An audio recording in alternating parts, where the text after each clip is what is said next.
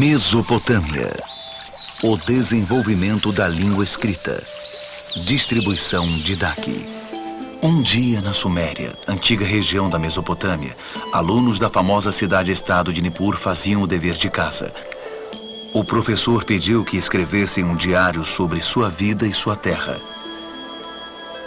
Nissaba, uma das alunas, escolheu falar sobre como a escrita se desenvolveu em sua terra natal. Meu avô diz que antigamente ninguém sabia escrever. A escrita nasceu quando meus antepassados sentiram necessidade de registrar o que acontecia ano a ano. A quantidade de grãos cultivada por cada agricultor, quanto cada um recebeu de cota, quantas ovelhas e cabeças de gado tinham, quantos animais morreram e quantos nasceram, e quanto foi dado aos deuses. No início, fazíamos pequenos desenhos que representavam palavras, como este aqui, que representava uma estrela. Com o tempo, as pessoas começaram a desenhar mais rápido, e o desenho da estrela virou isto. E por fim, isto. Agora, nossa escrita se assemelha mais a símbolos do que a desenhos.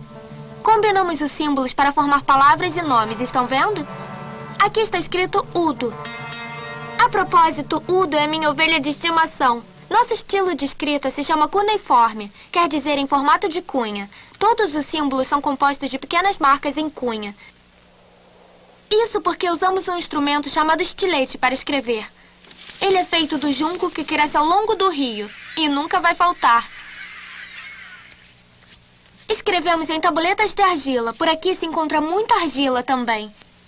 Só temos que moldar um pouco de argila em forma de tablete, depois cortar um estilete, pressionar a ponta do estilete na argila úmida e começar a escrever.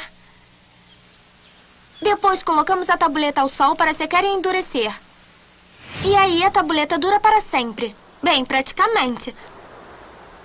A escrita ajudou a tornar a nossa civilização poderosa. Como podemos manter registros, podemos planejar o futuro. É isso que meu pai faz. Ele trabalha para o rei. O trabalho dele é dizer aos agricultores quais campos devem cultivar, quais lavouras devem plantar e a quantidade. Assim, podemos garantir que teremos alimentos para todo o povo e para os deuses também. Como minha mãe sempre diz, eu sou uma garota de muita sorte. É porque eu estou aprendendo a escrever. Eu frequento a Casa das Tabuletas, que se chama Eduba, para aprender a ser escriba. Eu levarei 12 anos para aprender. São poucos os jovens que aprendem a escrever, principalmente meninas. A maioria da minha turma é de meninos. Aprendemos os caracteres cuneiformes escrevendo provérbios e enigmas que o professor ensina. Os escribas, que nós chamamos de Dubissar, registram praticamente tudo que acontece de importante na Suméria. Como os impostos que todos pagam, quando os mercadores partem e o que levam, o que os deuses nos mandam fazer e em qual dia, e as oferendas que devemos fazer. Também registramos nossas leis. Fiquei surpresa ao saber que somos a primeira civilização a fazer isso. Ao serem registradas, as leis podem permanecer as mesmas por muito tempo e, de certa forma, adquirem vida própria. Alguns escribas trabalham com os sacerdotes nos templos. Os sacerdotes observam a lua e as estrelas todas as noites, e os escribas registram tudo o que eles observam. Os sacerdotes procuram sinais que os ajudem a descobrir o que os deuses planejam. E também sinais de uma futura enchente, para termos certeza de que nossas barragens estão bem fortes para conter a água. Nossos sacerdotes são bons em calcular quanto tempo já se passou. Então os escribas também registram os acontecimentos. Assim, os sacerdotes podem estudar padrões passados e tentar prever o futuro. Nossa civilização não funcionaria sem os escribas. São muitos detalhes para alguém lembrar de tudo. Mas, como podemos registrá-los, não temos medo de esquecê-los. Outra coisa que não queremos esquecer são nossas histórias e lendas. Somos a primeira civilização a escrever nossas histórias em vez de transmiti-las pela tradição oral.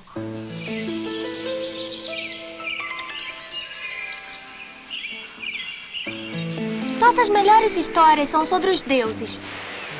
Elas são chamadas de mitos. O deus que rege a minha cidade-estado chama-se Enlil. Ele é o deus mais importante da Suméria. Cada cidade-estado tem um deus especial que a protege, embora acreditemos que os deuses tenham nos criado para que nós servíssemos a eles.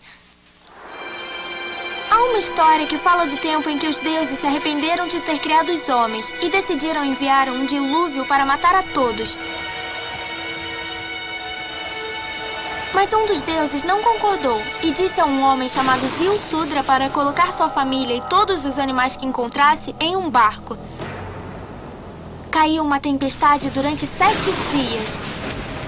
Mas Zilsudra ficou a salvo em seu barco. E foi assim que os humanos e animais sobreviveram ao grande dilúvio. Há uma outra história muito famosa. É uma das minhas favoritas. Uma história muito longa, de tema épico. É sobre um rei chamado Gilgamesh. É um herói que vive muitas aventuras ao lado do seu melhor amigo, Enkidu.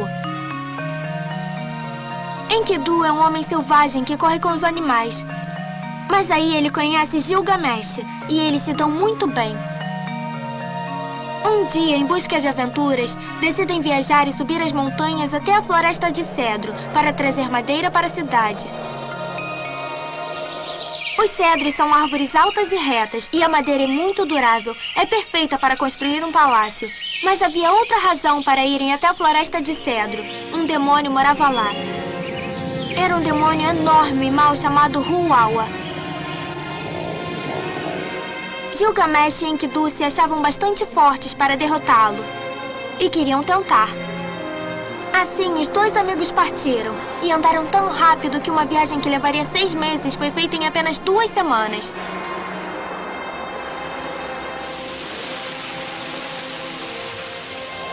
Ao deixar o vale, começaram a subir. O ar se tornava mais fresco e eles podiam ouvir os sons de riachos correndo e o vento soprando nas árvores. Logo chegaram ao local onde os cedros são mais altos e mais retos. Pegaram seus machados para começar a cortá-los. Gilgamesh havia ferido a primeira árvore com seu machado quando ouviu um ruído tremendo. Era Huawa. O demônio apareceu diante deles num salto. "Por que estão cortando as minhas árvores?" disse ele. "Vão embora ou se arrependerão." O rosto dele estava desfigurado de tanto ódio. Bem, eu teria ido embora rapidinho. Só que Gilgamesh e Enkidu escolheram enfrentar o demônio e invocaram a proteção do Deus Sol. O Deus Sol gostava de Gilgamesh, então mandou que 13 grandes ventos se enrolassem em Huawa e o jogassem no chão. O demônio prometeu a Gilgamesh que daria todo o cedro que quisesse, caso fosse libertado. Mas Enkidu não acreditou na promessa. "Não o liberte", aconselhou a Gilgamesh. E assim, com um rápido golpe, Gilgamesh matou o demônio. Então puderam escolher os melhores cedros.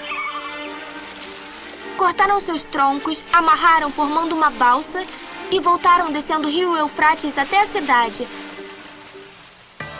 Depois daquilo, Gilgamesh ficou mais famoso ainda. Os relatos de seus feitos chegaram até os ouvidos dos deuses. A deusa Inanna ouviu falar sobre Gilgamesh. Ela era a deusa do amor e se apaixonou por ele. Mas Gilgamesh a rejeitou. Ele era muito rude. Bem, Inanna, que também era a deusa da guerra, ficou furiosa. Mandou o gigante touro celeste destruir a cidade. Quando o touro investiu contra eles, Enkidu o agarrou pelos chifres e Gilgamesh atacou a fera com sua espada e a matou.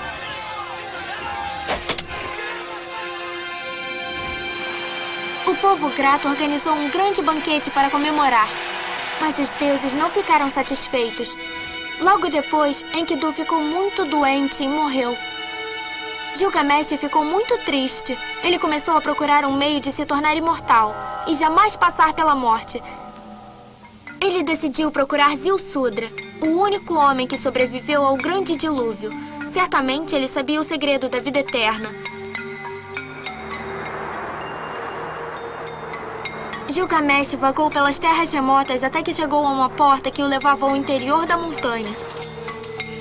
Era a entrada da Terra dos Deuses. guardada pelos temíveis homens escorpião que permitiram que ele entrasse num túnel escuro, onde nenhum humano jamais havia pisado. No fim do túnel, ele encontrou o deslumbrante Jardim dos Deuses, onde os arbustos eram adornados com joias. Lá encontrou uma mulher que lhe perguntou por que estava tão triste. Eu quero ser imortal, disse Gilgamesh. Aproveite sua vida, disse a mulher. Coma, beba, dance, ame. Para isso que serve a vida. Mas Gilgamesh não se convenceu. Então a mulher lhe disse que, atravessando o oceano, encontraria Ziusudra. Mas quando Gilgamesh o encontrou, Ziusudra nada pôde fazer. A imortalidade é um dom dos deuses, disse ele. É um segredo dos deuses, é só deles. Gilgamesh voltou de mãos vazias, porém mais sábio.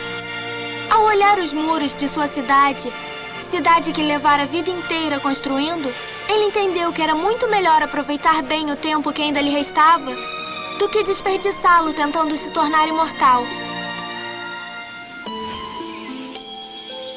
Essa é uma parte do épico de Gilgamesh. A história dele e meu diário são de certa forma parecidos. Quando nossas histórias e pensamentos são registrados, outras pessoas podem lê-los e entendê-los. É por isso que eu adoro que tenhamos aprendido a escrever, porque agora nossas histórias e ideias poderão ser recordadas eternamente. Versão brasileira ao